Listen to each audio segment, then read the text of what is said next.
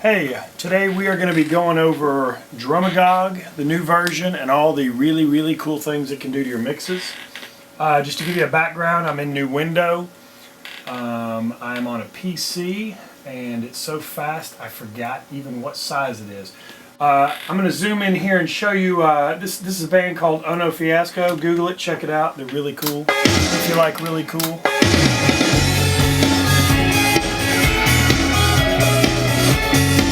Blah, blah, blah. Okay, so I'm going to start here with kick drum, give you an idea of what you can do with Drumagog.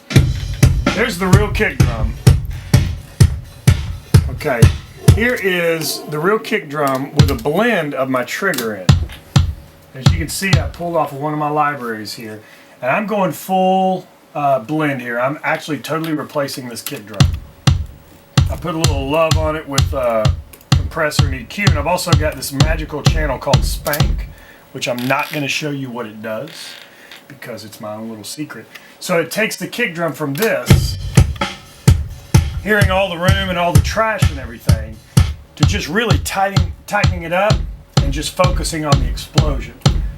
Now, to keep it real, I've got another kick, the outside kick, and I don't put anything on that. I keep that just as a real outside kick. It helps bring the human nature back into it. All right, so here's the whole drum set.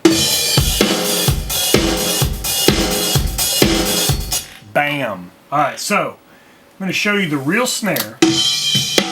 Nice snare, nice recording, good sound. I'll turn all the effects off.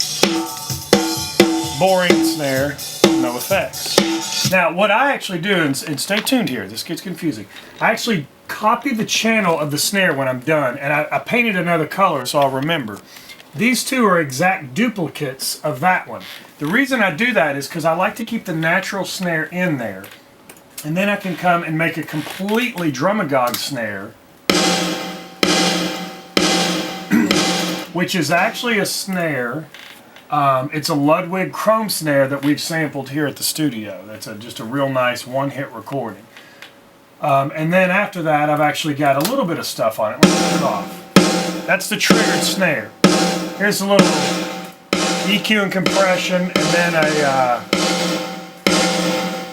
real nice room on it. So when I put the real snare with the Drumagog snare blend, it stays natural, but it still gives me that hyper accentuated snare I need. So you're getting all those artificial tones in there and the real stuff too. Here's another version of that one I did, which is just a different type of snare. This one's actually a stereo channel. And I do that so I can go in and implement the convolution reverb to get the snare to actually spread between the two speakers. So all three snare channels, two of them being mono, one being real, one being Drumagog, one being a stereo, you get this. Here's without Drumagog. Still pretty cool. But in the enormousness of the mix, that single snare might get a little lost. So I actually use Drumagog as an accentuator of the snare, not so much as just replacing a bad snare, which it works for, but I like to actually record a good snare. Call me crazy. That's what I do. Now, I also do the same on the toms.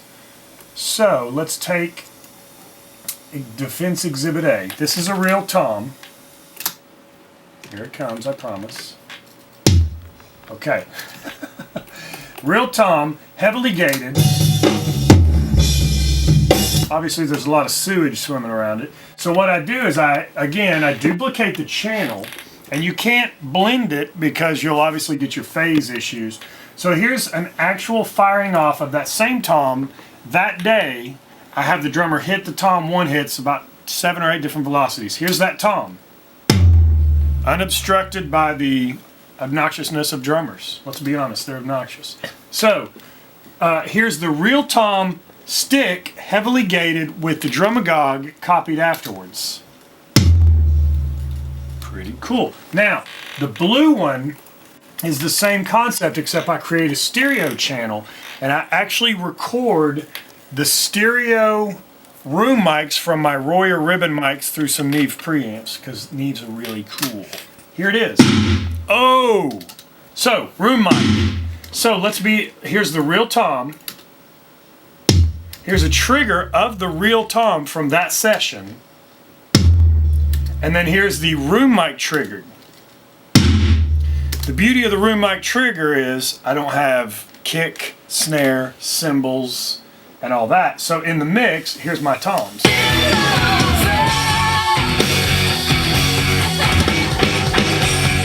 And it just really helps you get a cleaner version of a real tom. It doesn't get all tricked out and everything. So that's my favorite way to utilize Drumagog. There's a lot of different ways, especially in recovery repair mode. If things just recorded horrible anyway, which is very common in today's low budget recordings. But that's my favorite way to utilize it with a really well recorded drum set. So you got any questions, email me, go to my website, wyrickmusic.com. This band again is Ono Fiasco. Google them, go find them, buy their stuff. I'm sure they'd be happy to hear from you. And hope to send you some more stuff soon.